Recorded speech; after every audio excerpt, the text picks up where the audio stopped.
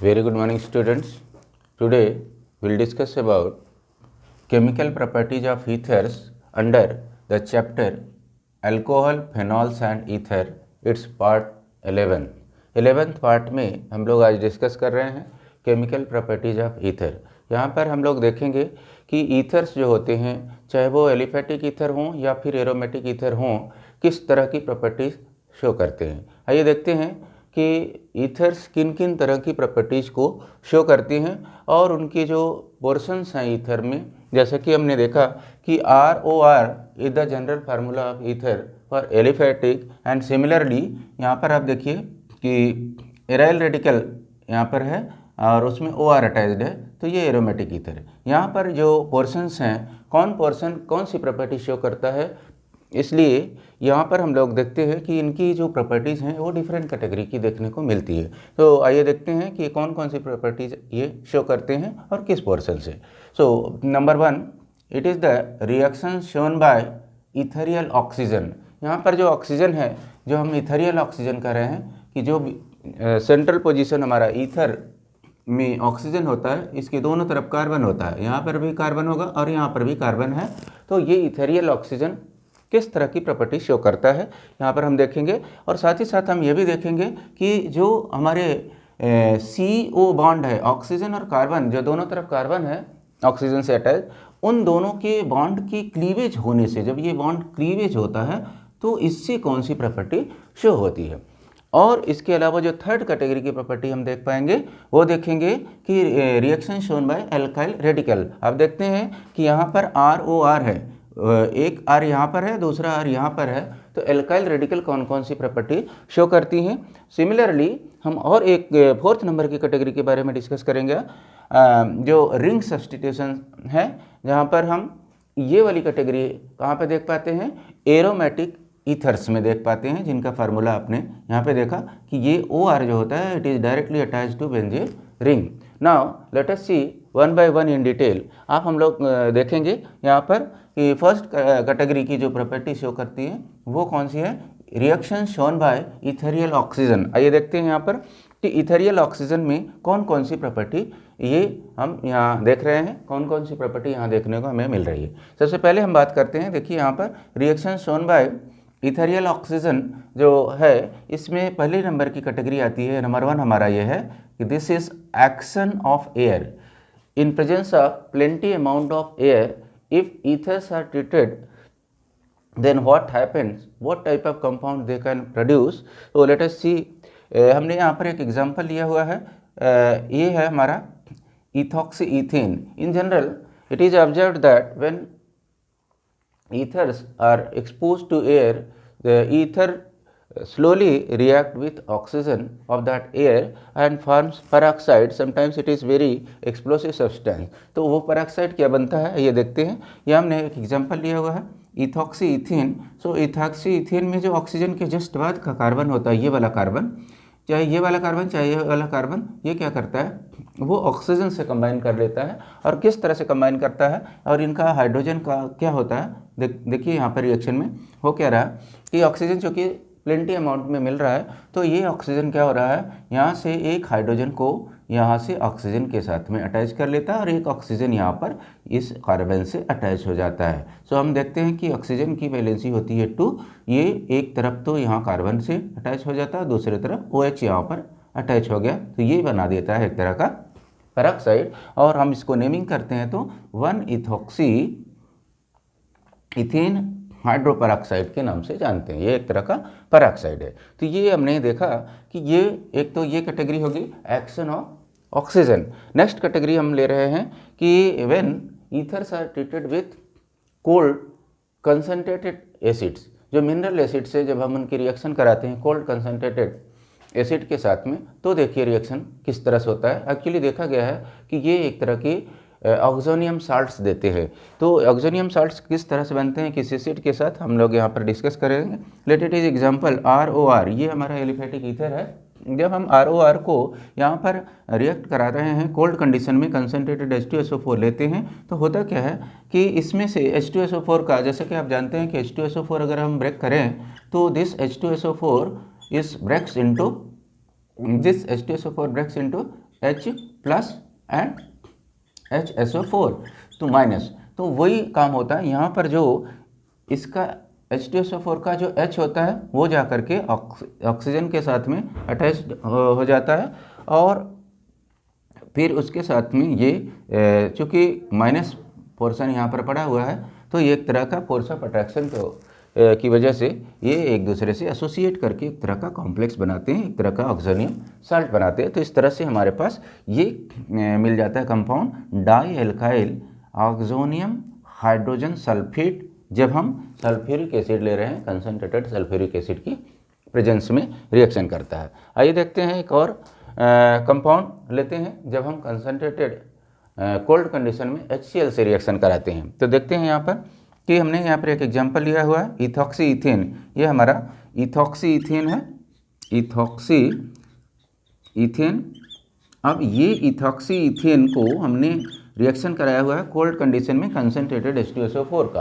तो सिमिलरली जैसे इसमें H2SO4 के साथ में रिएक्शन दिया था, सेम तरीके से यहाँ पर क्या होता है कि HCl जब ब्रेक होता है तो Cl माइनस और H प्लस में, और उसका H प्लस यहाँ पर इसके साथ में कोऑर्डिनेट कर लेता है, बॉन्ड बना लेता है ऑक्सीजन, इथेरियल ऑक्सीजन के साथ में, और इस तरह से हमारे पास डाई इथाइल ऑक्सोनियम क्लोराइड एक तरह का ये कंपाउंड मिलता है, जिसको हम ऑक्सोनियम साल्ट के नाम से जानते हैं। तो इस तरह से हमारा एक ये हो गया। और नेक्स्ट कैटेगरी हमारे पास आ रही है कि जो इलेक्ट्रॉन डेफिशिएंट कंपाउंड्स होते हैं, जब ईथर वहाँ पर रिएक्ट करता है, जैसे BF3 हो गया, AlCl3 हो गया, या FeCl3 है, these are basically electron deficient compound. तो जब इनके साथ में रिएक्ट करता है, ये एक तरह से यूँ कह सकते हो लेविस एसिड की तरह से बिहेव करते हैं। तो ये चूँकि हमारा जो ईथर होता है उसमें लोन पेयर ऑफ इलेक्ट्रॉन होने के नाते वो लेविस बेस की तरह से बिहेव करता है, तो उनके साथ में भी ये एक तरह के कंपाउंड बनाते हैं, एक तरह का कॉम्प्लेक्स बनाते हैं, जिनको इथरेट के नाम से जानते हैं। तो ये इथरेट्स आइए देखते हैं वन बाय वन।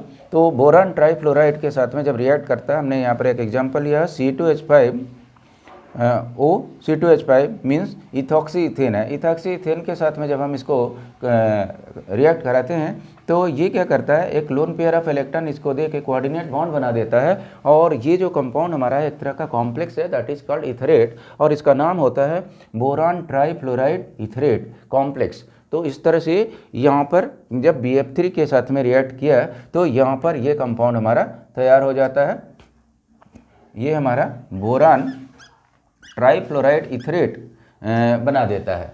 अब अगला कंपाउंड मैं यहाँ पर लेता हूँ AlCl3। AlCl3 के साथ में जब रिएक्ट करता है इथॉक्सी इथेन, यहाँ पर हमने दोबारा लिया हुआ है, तो इसके साथ में भी सेम तरीके से AlCl3 इसके साथ में कोऑर्डिनेट बॉन्ड बना करके एक तरह का इथरेट बनाता है, कॉम्प्लेक्स बनाता है, और इसका नाम होता है aluminium try chloride etherate complex. तो यहाँ पर बन जाता है। नेक्स्ट हम ले रहे हैं FeCl3 के साथ में कंपाउंड।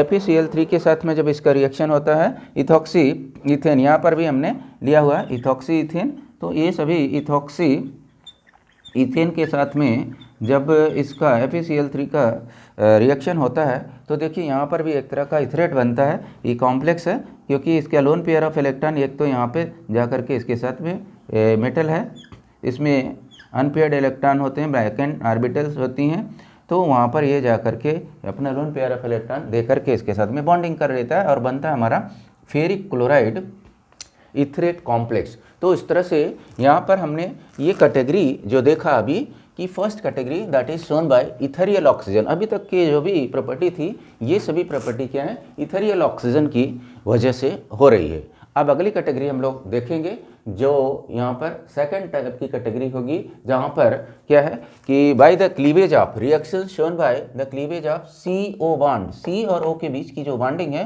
जब वो ब्रेक होती है तो उस तरह के रिएक्शन वो कौन कौन सी रिएक्शन शो करता है, अब हम इसके बारे में देखते हैं। देखिए हम लोग ये देखेंगे कि जो सेकेंड कैटेगरी की रिएक्शन थी वो कौन सी रिएक्शन थी, reaction shown by cleavage of CO bond, जो कार्बन और ऑक्सीजन के बीच की बॉन्डिंग है ये जो ब्रेक होता है तब जो रिएक्शन शो करता है उस कैटेगरी की रिएक्शंस के बारे में हम बात करेंगे जो हमारे ईथर्स शो करते हैं। आइए देखते हैं वन बाय वन।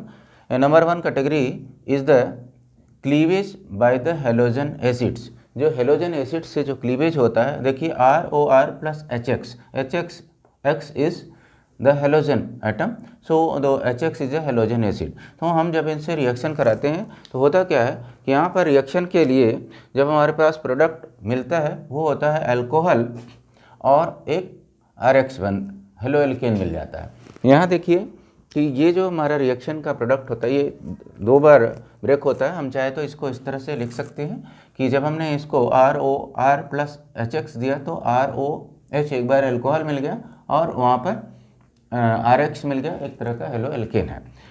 फिर से जो बना हुआ हमारा अल्कोहल है उसको HX फिर से रिएक्ट करता है और उसको ब्रेक कर देता है एक अगेन हेलो एल्केन और वाटर फॉर्म करता है। तो चाहे तो हम इसको ये लिखें या एक ही बार में हम इसको लिख सकते हैं 2HX लगा करके ROR plus 2HX gives 2RH plus H2O, क्योंकि अब देखिए एक RH यहाँ पर है दूसरा RH यहाँ पर है तो इसलिए 2RH यहाँ पर हो गया और ये H2O यहाँ पर फाइनल प्रोडक्ट के फॉर्म में बनता है। नेक्स्ट कैटेगरी हम लेते हैं cleavage by the sulphuric acid. Sulphuric acid के साथ में जब हम वाटर से रिएक्ट करते हैं, डाइल्यूट सल्फ्यूरिक एसिड यहाँ पे लेते हैं तो वाटर जो होता है वो इसके साथ में रिएक्ट करके क्या बना देता है, अल्कोहल बना देता है। देखिए कैसे बन रहा है, यहाँ पर वाटर जो होता है यहाँ से ब्रेक होता है इस तरह से, तो जब यहाँ से ब्रेक होगा तो ये ऐसे ब्रेक होता है, OH यहाँ पर आ जाता है। तो ये तो हो गया एक हमारा अल्कोहल ROH और दूसरा यहाँ पर अगेन ROH आ जाता है। तो इस तरह से 2 मॉलिक्यूल ऑफ अल्कोहल हमें मिल जाता है। तो इसके क्लीवेज से सल्फ्यूरिक एसिड की प्रेजेंस में वो भी डाइल्यूट सल्फ्यूरिक एसिड जब वाटर उसका जो होता है यहाँ से रिएक्ट कर लेता है। नेक्स्ट कैटेगरी लेते हैं cleavage by the phosphorus pentachloride.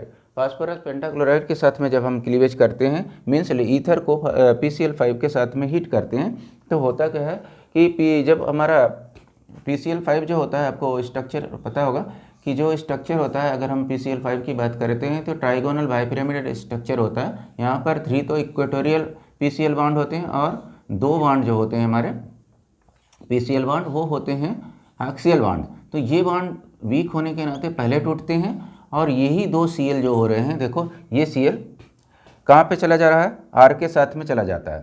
तो R के साथ में यहाँ पर चला गया दोनों R, एक Cl यहाँ पर आ जाता है दूसरा Cl यहाँ पर आकर के ये RCl यहाँ पे बन गया। देखिए यहाँ पर 2 RCl बना हुआ है, मीन्स कि हेलो एल्केन के 2 मॉलिक्यूल बनते हैं और यहाँ पर वो जो बच जाता है वो बचे हुए जो हमारे पास 3 Cl ये इक्वेटोरियल के और फास्फोरस होता है, इस फास्फोरस के साथ भी ऑक्सीजन की बॉन्डिंग होकर के ये हमारे पास ये आता है POCl3 फास्फोरस ऑक्सी ट्राइक्लोराइड, ये बन जाता है। नेक्स्ट कैटेगरी आती है हमारी, वो है cleavage by the acid chloride. जो एसिड क्लोराइड्स होते हैं उससे हम ईथर को कैसे ब्रेक कर सकते हैं, जो सीवेज बॉन्ड CO बॉन्ड जो हमारा है ये इनकी ब्रिज की क्लीवेज होती है।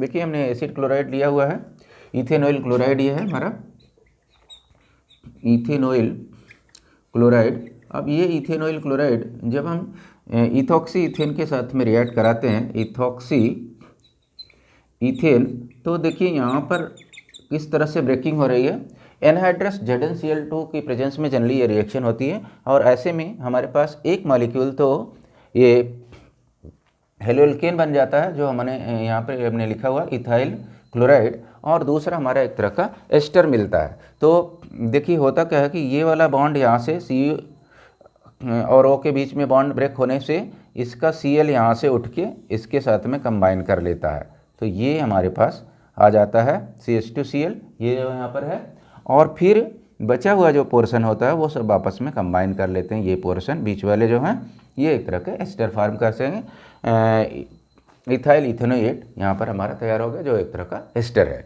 तो ये हमारा कैटेगरी नंबर 2 थी जो ईथर्स शो करते हैं by the cleavage of oxygen and carbon bond. C और O के बीच की जो बॉन्डिंग के क्लीवेज से जो रिएक्शन शो करती हैं वो तो ईथर की ये केमिकल प्रॉपर्टीज में हमने ये देखा। अब अगली जो कैटेगरी हमारे पास है, 2 कैटेगरी बच रही हैं जिनमें हम लोग डिस्कस करेंगे reaction shown by alkyl group, जो R होता है उसके देखेंगे, और ring substitution in aromatic ethers भी देखेंगे। आइए देखते हैं अब आगे हम इसके बारे में। आइए देखते हैं कि ये जो 4th कैटेगरी की हमारी रिएक्शन है यहाँ पर और 3rd कैटेगरी की जो रिएक्शन है इनमें क्या होता है। तो सबसे पहले हम लेते हैं थर्ड कैटेगरी की रिएक्शन जो ईथर्स शो करते हैं।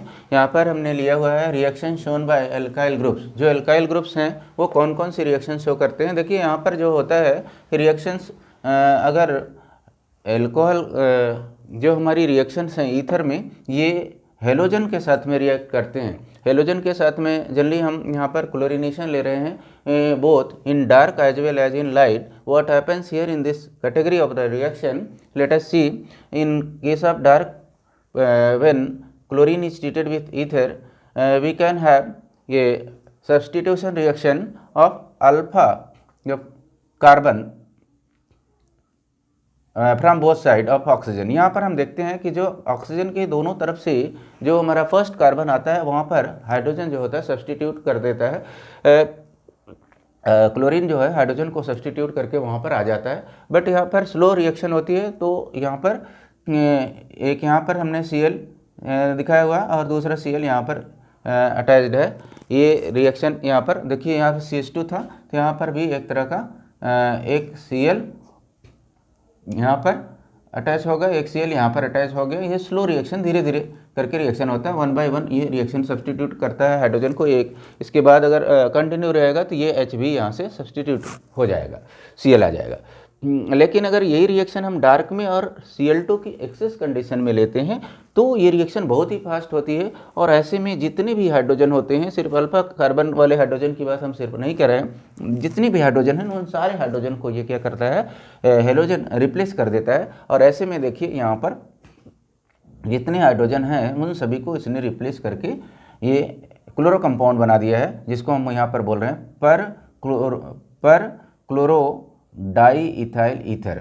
तो पर क्लोरो डाई इथाइल ईथर यहाँ पर हमारा तैयार हो गया और ये 10 मॉलिक्यूल HCl यहाँ पर मिल जाता है। वहीं पर अगर हम इसको देखें तो इसमें तो हमारे पास सिर्फ 2 मॉलिक्यूल HCl का मिल रहा था, क्योंकि हमने यहाँ पर Cl2 लिया हुआ था। तो यहाँ पर क्या किया, 2 मॉलिक्यूल लिया तो 2 यहाँ पर एक यहाँ चला जाएगा और एक यहाँ पर आ जाएगा। अगर हमने यहाँ पर सब्स्टिट्यूट कर दिया Cl यहाँ पर आ गया तो एक Cl यहाँ आ गया तो एक Cl यहाँ आ गया, तो इस तरह से 2 2 4 तो ये हो गया, यहाँ पर यूज हो गया Cl। और यहाँ पर जो हमारा बचा हुआ हाइड्रोजन है, 2 हाइड्रोजन यहाँ पर 2 हाइड्रोजन यहाँ पर, तो यहाँ पर 4 हाइड्रोजन जो हमारे पास आ रहा है एक तरह से। देखिए ये यहाँ पे 4 हाइड्रोजन यहाँ से हटे हैं और 4 हाइड्रोजन की जगह पे 4 Cl चला गया है। तो Cl2 को यहाँ पर हमें क्या लेना पड़ेगा, 4 Cl2 लेना पड़ेगा। लेकिन उनसे कहीं बहुत ज़्यादा जब हम हेलोजन की कैटेगरी लेते हैं तो यहाँ पर लाइट की प्रेजेंस में बहुत फास्ट रिएक्शन होती है और इस सारे के सारे हाइड्रोजन को सब्स्टिट्यूट कर देता है। आइए अब एक रिएक्शन और देखते हैं जो फोर्थ कैटेगरी की रिएक्शन है, जिसको हम रिंग सब्स्टिट्यूशन रिएक्शन बोलते हैं। यहाँ पर हम बेसिकली क्या देखेंगे कि जो हमारा OR होता है वो क्या होता है, एल्कोक्सी होता है। तो एल्कोक्सी जो होता है अर्थोपैरा डेरिवेटिव, अर्थोपैरा डायरेक्टर होने के नाते डायरेक्टिव इन्फ्लुएंस ऑफ ग्रुप को अगर हम देखें तो यहाँ पर उसके अकॉर्डिंग अर्थोपैरा का एक मिक्सचर मिलता है। तो यहाँ पर हम रिएक्शंस को एक साथ में शो कर रहे हैं। देखिए हमने इथॉक्सी, ये जो हमने लिया हुआ है एल्कोक्सी बेंजीन, ये एरोमेटिक हमने ईथर लिया हुआ है और इसको जब हम X2 से रिएक्ट कराते हैं तो यहाँ पर एक तरह से क्या हो रहा है, हेलोजिनेशन रिएक्शन हो रहा है और अर्थोपैरा मिक्सचर दे रहा है। ये एक डेरिवेटिव अर्थोपैरा का, यहाँ पर अर्थो पोजीशन पर X आ जा रहा है, यहाँ पर पैरा पोजीशन पर आ रहा है। सिमिलरली अगर हम यहाँ पर नाइट्रेशन दिखाते हैं तो नाइट्रेशन आपको पता है कि नाइट्रेशन जो होता है कंसनट्रेटेड HNO3 और कंसनट्रेटेड H2SO4 की प्रेजेंस में होती है। तो वहाँ पर नाइट्रो ग्रुप जो अटैच होता है, एक बार आर्थो पोजीशन पर जा रहा है देखो यहाँ पर, और दूसरा पैरा पोजीशन पर जा रहा है। तो ये हमारा आर्थो प्रोडक्ट हो गया और ये पैरा प्रोडक्ट हो गया। सिमिलरली यहाँ पर हम सल्फोनेशन जब लेते हैं, सल्फ्यूरिक एसिड के साथ में रिएक्शन कराते हैं तो SO3H जो होता है इसका ग्रुप यहाँ पर आर्थो पोजीशन पर एक बार अटैच होता है, दूसरी बार में ये पैरा पोजीशन पे अटैच हो जाता है। तो इस तरह से ये केमिकल प्रॉपर्टीज़ के बारे में आपने देखा। आज की क्लास में हम लोगों ने ये सीखा कि ईथर्स किन किन तरह की कैटेगरी में रिएक्शन शो करते हैं और नेक्स्ट क्लास में हम लोग कुछ और भी बातें सीखेंगे। आज के लिए इतना ही। Thank you for today.